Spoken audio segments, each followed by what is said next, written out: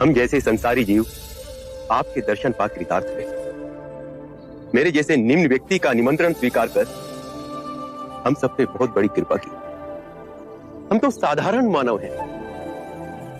क्या आप हम सबको धर्म के पद पे चलने का उपाय बताकर हम पर कुछ कृपा करेंगे?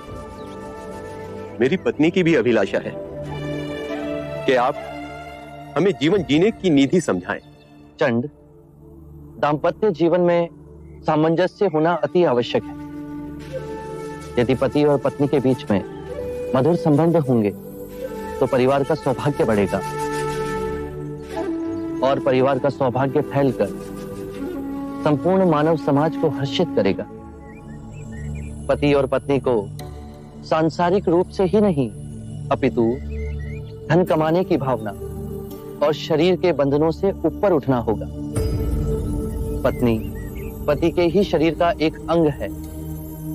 पति को सर्वदा अपनी पत्नी का आदर करना होगा, उसे मान देना होगा। पति को भूले से भी किसी के भी सामने अपनी पत्नी का अपमान नहीं करना चाहिए। पतिव्रत का पालन पत्नी करती ही है। पति को भी पति धर्म का पालन करना चाहिए। उसे व्यभिचार से दूर रहना चाहिए। पत्नी की हर इच्छा को अपने हर निर्णय में सम्मिलित करना चाहिए। पत्नी का धर्म है पति से सर्वदा प्रेम करना, पति के परिवार को स्वयं का परिवार बनाना, उसके परिवारजनों के लिए सर्वदा अपने हृदय में प्रेम और सेवा का भाव रखना, अतिथियों का आदर करना। यदि परस्पर विश्वास से जिए तो परम ज्ञान की ओर एक साथ जाओगे। कृपा प्रभु, जीवन आपके दिखाए पथ पर चले, उसकी कुछ मूल नियम बताने का सौभाग्य दें। अच्छे मनुष्य की संगत करो। बुरे केवल वो हैं जो ध्यान पूर्वक नहीं जी रहे, वो तुम्हारा भी ध्यान छीन लेंगे। अपने आसपास ऐसा वातावरण बनाओ जिससे आत्मिक वृद्धि हो।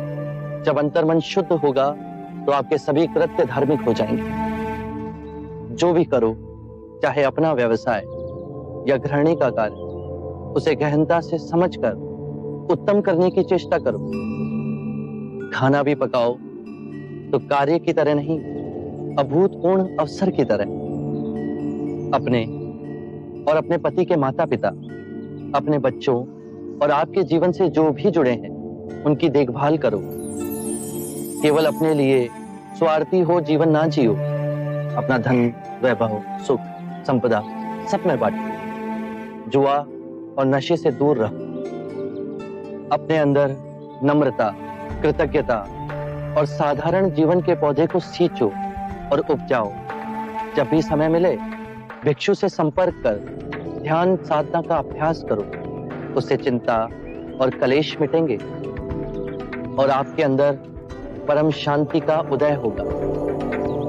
स्मरण रहे, हर सवेरे जब आंख खुलती है तो हमारा नया जन्म होता है और इस दिन क्या करना है वो अत्यंत महत्वपूर्ण है। मनुष्य कृतज्ञ भाव से जीना भूल गया है। सांसारिक को यह स्मरण रहे कि उसे क्या क्या संपदा मिली है। वृक्ष मिले, पुष्प मिले, वायु मिली, जल मिला है, आकाश मिला है। ये संपदा हमने तो नहीं कमाई।